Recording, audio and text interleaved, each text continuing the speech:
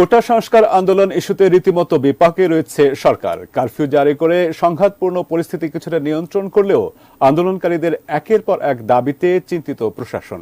এর মধ্যে এবার বাংলা ব্লকেডের চেয়েও কঠোর কর্মসূচির হুঁশিয়ারি দিয়েছে কোটা আন্দোলনকারীরা। তাই প্রশ্ন উঠেছে, আবারও কি দেশের পরিস্থিতি সংঘাতের দিকে যাচ্ছে? আরো জানাচ্ছেন সহকর্মী শাহাদাত রিফাত।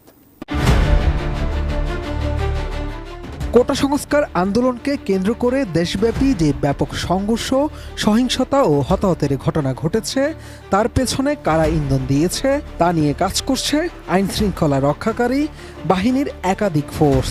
সেই ধারাবাহিকতায় গ্রেফতার করা হয়েছে অসংখ্য সন্দেহভাজন ও নাশকতাকারী ও মাস্টারমাইন্ডকে।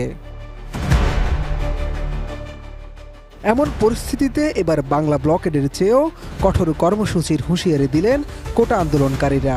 শনিবার রাতে এক